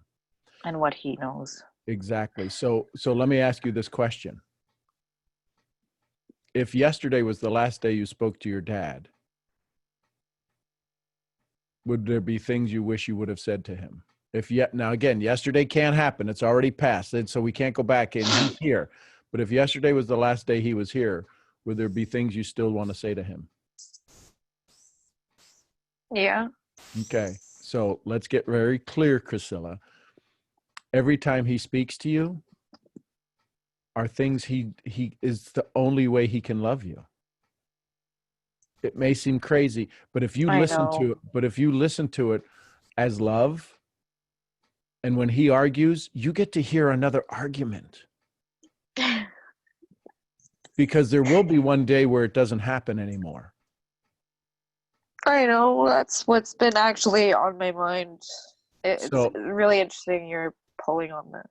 well, it's only because you're telling me it and I hear it at a subconscious level. So here's what I need you to do.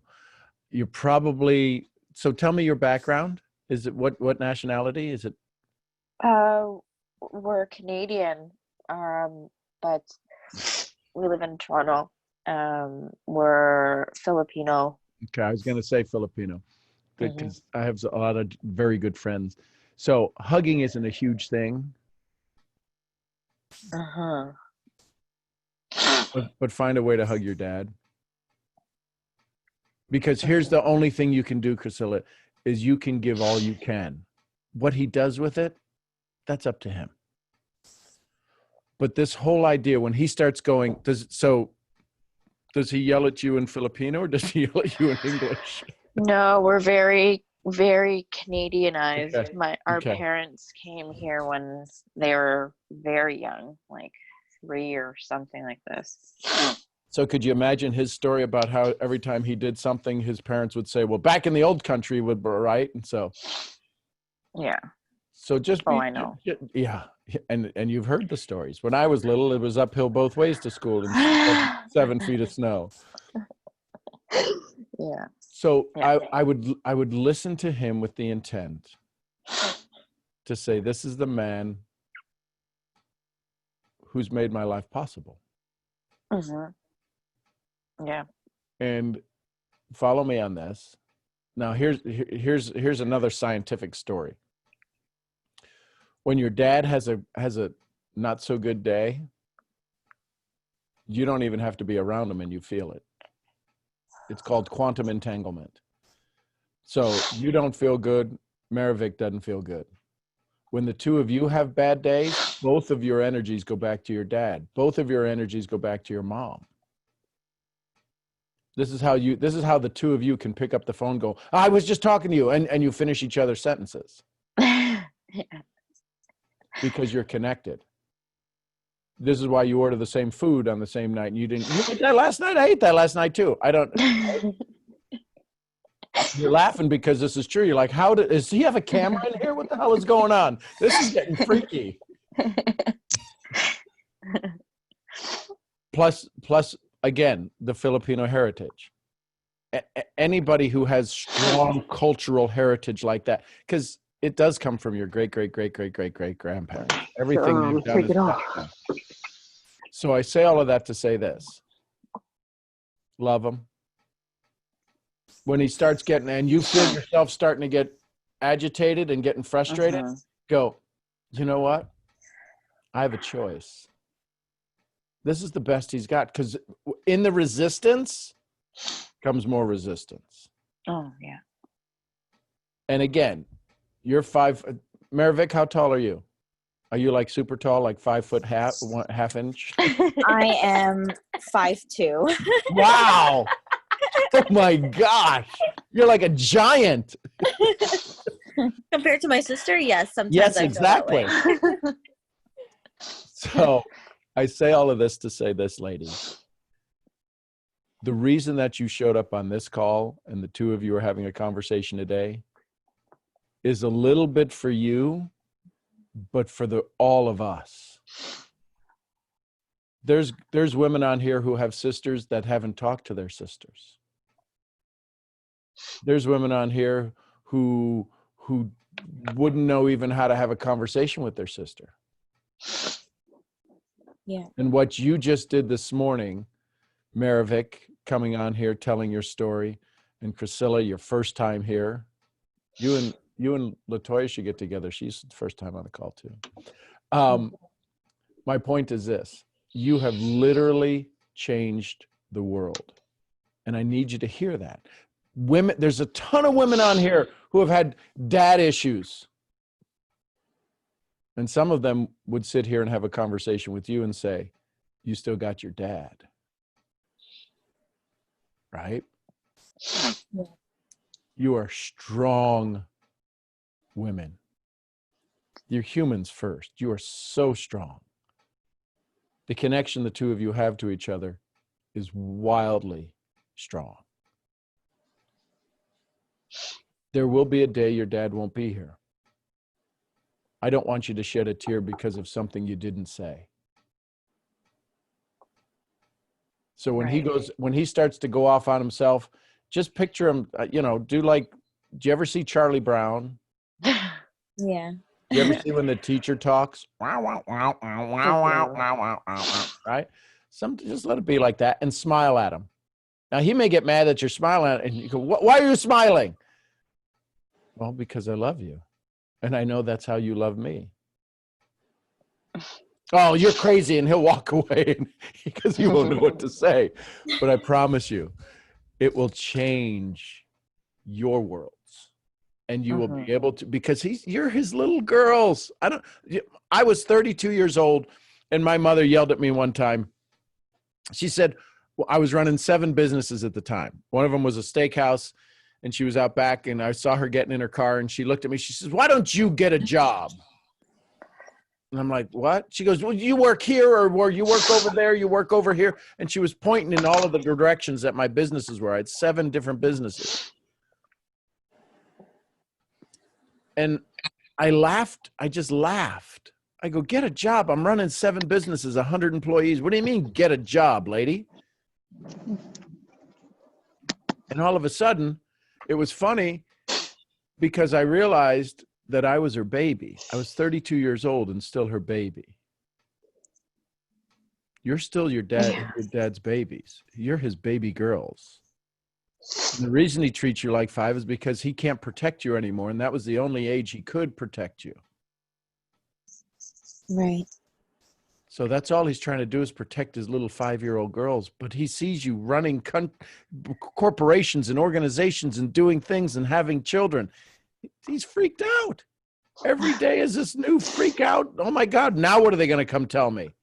You'll get, right? Yeah. So how do you feel now? Stronger, ready to take on whatever is thrown at me today. So thank you. Thank you. Thank you for letting yourself. It's my privilege. Listen, there's certain things that we all are very good at. This is my gift. This is what I'm probably one of the best in the world at. And I get to share it with you. And you get to share it with us, because here's my goal in life is to be a better dad, better husband. And the way I do that is by putting more smiles in the world so that they always show up for my family whenever they venture out of the house. There's always a smile that shows up from them. And I know this, a Priscilla smile and a Maravik smile will show up in my family's life very soon. And for that, I'm grateful. Thank you. Thanks so much, Sean. I love you. I love hearing your voices change. I love hearing the energy change and this confidence that, can you all hear that? You hear it coming from them? It's amazing. I love it. Yay! Yay! And you're always welcome. You are now official misfits. Yay! Yes. I love it. I love it. Thank I you. feel like we Thanks just so got much. initiated. Lord. Hold on. Wait a second. Hold on. You see what's outside my window?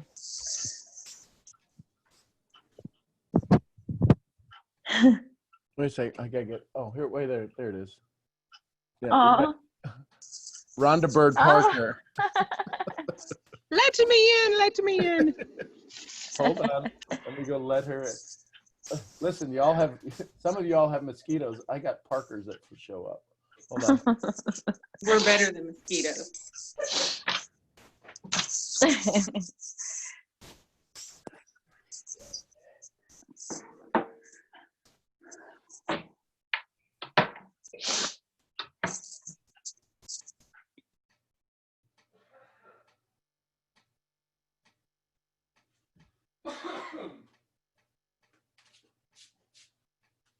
Okay. Zalika. Good morning, Zalika. Good morning. Good morning. Good morning. Good morning. How are you doing? Good. Great. I just wanted to share my story. This is like my first draft. So I would just like some feedback. Mm. Hey, let's go. Okay. Hi, I am Zalika. I'm 28 years old, and I was born a fool on April 1st. My parents separated when I was a baby, and my mom was remarried when I was 7, and I was gifted with 5 siblings. Throughout school, I was a dancer and performer. My dad was my biggest supporter, so when he died when I was 17, it really changed my life perspective. But I carried on and went to college, spent a year studying abroad, and graduated with a BA in philosophy. I went on to work at Amazon with my boyfriend and acquired a home and car with him. At Amazon, I moved up quickly to management. I had so much outward success, but it wasn't really true to me. All throughout college and my career, I was abusing drugs and drinking because I was not living out my dream life. It was just what I thought I was supposed to do, and I was very unhappy. So a couple years ago, I decided my life is worth living and I wanted to love it. So I opened my heart and mind to opportunities beyond what I thought life was supposed to be. This is how I found my faith in God, and I also discovered the power of network marketing. So that's where I'm at now. Cool. What was the biggest challenge at Amazon? The expectations, like just people expecting me to do things that they said I had to do. like run this over here, manage these people here, tell these people what to do, make sure these people are working efficiently. And I'm like, Okay. how am I supposed to make other people do things? What, still with your boyfriend? No. Okay. What, biggest issue, biggest challenge you had as a child, as a teenager? I like being emotional. Like my parents never really let me show my emotions, so I always like had to pretend like I didn't feel any type of way about anything. So Okay. I just always had to like have a happy face. And now that you found network marketing, what's been the positive from finding network marketing? Like having a renewed sense and like hope in humanity, like the power of people working together. Like I just feel like I'm really loving and trusting people more. Okay. So yeah, I think the story was great. It was a minute and 10 seconds, so it was very tight. Have some more fun with it. Mm-hmm. Again, you're reading it and you're getting used to it. Hi everybody, I'm say your last name, Zalika. Zalika Thompson. Zalika Thompson. I was born a fool. Now wait a second. It was on April Fool's, which really makes it tough when when you think you might have a birthday party and you really don't, and they go April Fool's. Anyway, so I grew up in a, when did your parents have challenges, divorce? When did they? When I was like 1. So, from a very early age, you know what? I can't really say I had a broken home. I just never knew what it was like for my parents to be together. Right? That's a difference. So you never knew what it was like to have a family together. Were mom and dad ever together? No. No. Not as I knew him. So all that to say is that you don't know what a divorced family is like. Mm-mm. All you know is one or the other. And that's a different perspective. And I would throw a little bit out of that, because anybody who's been at 4 or 5 or 6 when the mom and dad divorced, there's still a scar that exists. Your scar was one. There's scars you have because of it, but you never knew them together. Mm-hmm. So that's a huge part. That's going to be something different for you when you get married and find a mate, because you never knew what that was like. You don't know what that feeling is like. So I would play a little bit more to that. You know, my mom and dad separated when I was 1, but I can't say I'm from a broken home. I never knew what a home together was. which is why you love network marketing, right? Those are the. And I was the only child, and then when she got remarried when I was 7, he had 3 daughters already, and then they had 2 kids together. So I went from just being me and my mom to like a whole family of people, and I just really love having a family as compared to just being me and her. So that's that can allow you to step into this. You know, at 7 years old, I joined my first network marketing company. Right? Yeah. I was instantly put into a team. My mom married my stepdad, and he came with 3 kids, and they had 2 more. So instantly I had a team of 5 people that, like, a year ago, I didn't have anybody. You know, it's kind of like my network marketing business is now. Yes. I love that. See, that's how when we start to dig a little deeper, we hear these little stories. And again, I'm looking at how does that relate to now? Because what you said about network marketing is you love the teamwork, you love the community, you love the camaraderie. But I didn't hear about the mom remarrying at 7 and you all of a sudden having a basketball team. I see. See what Make happens? it relate. Yeah. And it feels better for you too, doesn't it? Mm-hmm. Yeah. I feel like my story is kind of sad, but I mean, my life has had challenges, but it's getting better all the time. So I guess I just kind of have a sad perspective because I've done a lot of things that are really not what I truly wanted. So I'm like at the cusp of moving towards what I really want in my life. So I kind of see the rest of my life as things I didn't really want. Okay. But it's all good, really. Yeah. So just keep working on that. And then is there any income that you created from your network marketing business?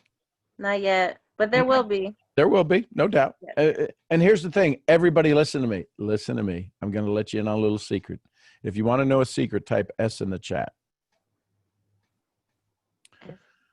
So here's the secret. It doesn't matter if you're 1 day in the business or on year 10 in the business. Listen carefully. You always have a 30-day story. That's key. Right? I have a 30-day story for last month. I've been in the business for 22 years. I have a 30-day story from last month. 24 months ago, when I got started in the company I'm currently in, I have a 30-day story. It doesn't matter when. You always get to have a 30-day story. Don't say, well, I've been 5 years in the business and I haven't made a penny. Jordan Adler, who's the master distributor over at Send Out Cards, 10 years, 11 companies, never sponsored anyone. Never sponsored anyone. When he gets on stage, he carries a necklace of all of the credit cards that he's used over the years to try to build his business. They're all cut in half because they took away the credit. But he has a 30-day story. After 11 years of not sponsoring one soul, 11 years. And now he's got a seat on one of the Virgin spaceship flights. He was sitting playing chess on Necker Island with Sir Branson. 10 years, 11 years, never sponsored a soul. So keep going. That's all I can tell you. Does that help, Zalika? Yes, sir. Thank you. You're the best. You too. Yay. Let's go back to Shami. Shami's got her hand up. I think Shami's doing exercises. She's just trying to do, what are you doing, girl?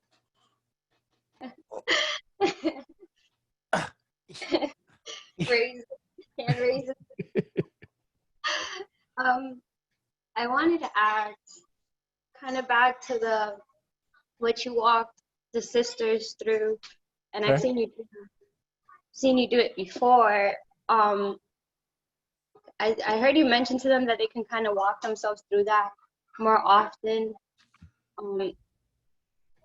I kind of did it while they were doing it. I walked myself through it too, Mm-hmm. mentally. even though I'm getting distracted with other stuff. But what if like I feel like there's there's so many like things, like I don't know what to go back to, what to start from. So, what do you have Legos at the house? Yeah, kinda. They're hidden. Okay. So, when the Legos come out and they scatter them all over, how do you pick up the Legos? One by one. You do That's the why same. You do the same thing with these issues. You go one by one. You just go back to one and you go, okay, got that one. Well, but I have 100. That one makes a difference. Then now you get 99. 99 problems on the wall, 99 problems of wall. Take one down, turn it into dust. It's 98 crazy. problems. It's crazy because it's like I have to go back to where I was in the womb. And you could listen. You can. You can go back. You can go back to when your mom was a child, and speak to your mom and say, "Listen, what you're about to go through, you made me. You made these grandbabies.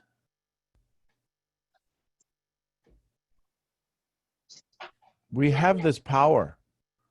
Listen, if we can have the memory, we can go back and change the memory. And if the memory changes, imagine if the memory changed for us now. I've gone back and had conversations with my dad when he broke his arm jumping a scooter. He broke his arm. He made this little wooden scooter, jumped it, trying to impress a girl when he was like 7 or 8. And his dad made him go out with his good arm and chop it up with a hand axe, his little scooter.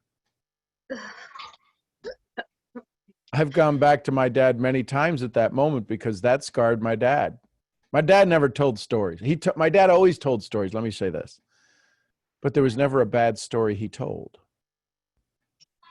And then I come to find out sometimes when he would tell the stories, he would always tell the good portion of the story, but there was a real dark side to it. And I would go back with him and sit with him when he was a little kid. Now he's been gone for years, and I would sit with him and I would learn the lessons. This is where I learned my lessons from.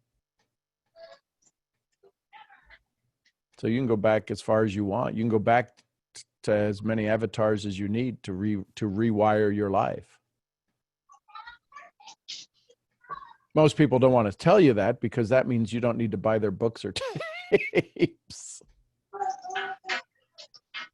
Yeah. So that exercise, I can do it on my own and go back to as many incidents and as far as I want. Go back to the moment just before. If you can get real clear in the incident, if you can picture what time of day it was, maybe what time of year it was, what was the temperature like, if you can really get that moment, and then go back just to the moment just before it's about to hit the fan, and walk over to the you that's now, walk over to the you of then, and the you of then gets surprised going, oh my God, I know who you are. And let them know that you're here to tell them that what you're about to go through is nothing. There's bigger things coming, but what you go through and the way that you get through this makes me, who's standing here with you now. And you give them all. There's something that Glenn Morshower, who's from the Transformers, he's an actor in the Transformers in 24, goes the other way, goes towards the end of life and says to have a conversation with your death day self. I've heard you say that before too. So I'd rather you go back before we go that way and deal with the death day self. Let's go back and deal with the self that got us to here, the birthday self. And let's figure out some of these issues so that when we go have the conversation with the death day self, we're more prepared and we can set ourselves up for more success.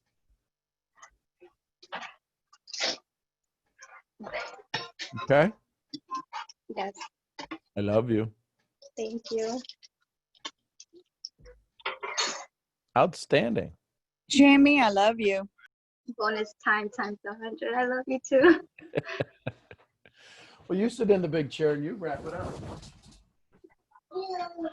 I've never got to sit in the big chair. Hey, y'all. Where am I looking? Oh, up there. Okay. My feet, y'all, if y'all could see my feet dangle from the chair. I can't move the chair. Okay, that's good. You don't have to put me all up in the air like that. You made me nervous. Okay. So I got to listen. I got to look this way. But I want to look at everybody. Okay. Hang on a second. Oh, you can't see. Y'all can't see what he's doing. Hang on. Can I move this? Sean, the Y'all ready? sound, I really noticed it now with Rhonda on there. I guess you called it hot the other day, but there's like a reverb to it ever since you got back in the studio. Michelle, I thought are it you was calling just me me. hot?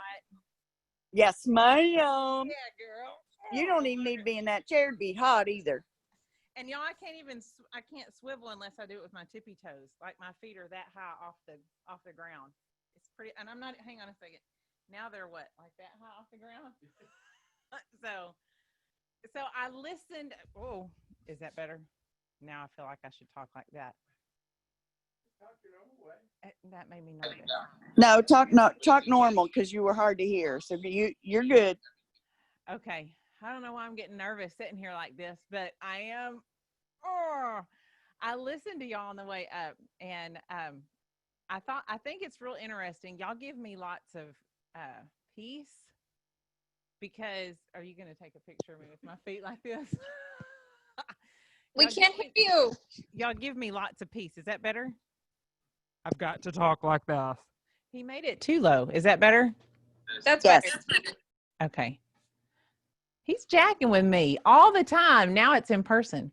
No, listening to your stories, hearing what he's taught me, being taught to somebody else makes a lot even more sense because I see what I hate saying this. I see how right he is. I got it on recorded. Because when I first started learning this from him, I kept going, this is kind of silly. I don't have to have my story this good. Like I can tell my story. Why do you have to be so picky? Why are you trying to, change my story? And listening to y'all and hearing y'all and then hearing him help you recraft it. What you can do to somebody you never get a first impression to do over again. You never get a first impression over. And if you can walk into somebody's life and you can tell them your story in like a minute, 30 seconds to a minute, and it's as powerful as what Sean has taught us to craft it, then it's that moment to where when you leave them wanting so much more of you that they end up coming and tracking you down instead of you having to constantly track them down. And that changes the game for network marketing. That changes everything about it because now they're seeking you because you touched a heart thread in them instead of presenting more work to them. So the other day, I was on a call with Sean and Angel Fletcher. It's a lady in our company. And she said, never give people work to do, just add value to them. And how he's helping us word our stories, it adds value to them instead of asking them to do work with us or for us. Does that make sense how I'm saying that? So instead of, what was one of the examples she said? In our business, without going into detail, there's a way that you could become an associate, that thing, the distributor, whatever you call it. Or the way she said it is, now that you've done this and you enjoy the product, what would you think about unlocking wholesale pricing? I'm like, oh, she goes, I've already saved you some money. What if we could save you another $15 to $20? Now, everything I'm asking them to do is about adding value to them instead of asking them to work in a business. And when he's helping craft these stories like this, you're giving yourself and it's adding value to them, because if someone else has had some major event happen in their life that's similar to yours and you're able to speak about it, that adds value to them instead of making them feel more condemned or down about themselves. And now they can begin to lift themselves up because of your story. It's just like what happened to Corinne when she said her story yesterday. It lifted Gigi up high enough above the water that she was kind of drowning in to be able to take a big, deep breath and speak her story. And if you've ever been in a swimming pool and you're treading water and you take a big, deep breath, your head rises about 3 inches. And then when you let it out, you almost go underwater. And it gave Gigi that breath and it rose her up and she got her head above the water because of Corinne's story. So that's what our stories have the power to do. So listening to him, I'm not going to say it again, listening to, oh, y'all have this all day and tomorrow. Listening to him do this, it helps me understand why he keeps drilling it in my head, how important it is for us to get our stories crafted properly. And once we do, it's our story. No one else can tell it. You could tell my story, but it's totally different when I tell my story. And no one has your story. So that's really encouraging to me.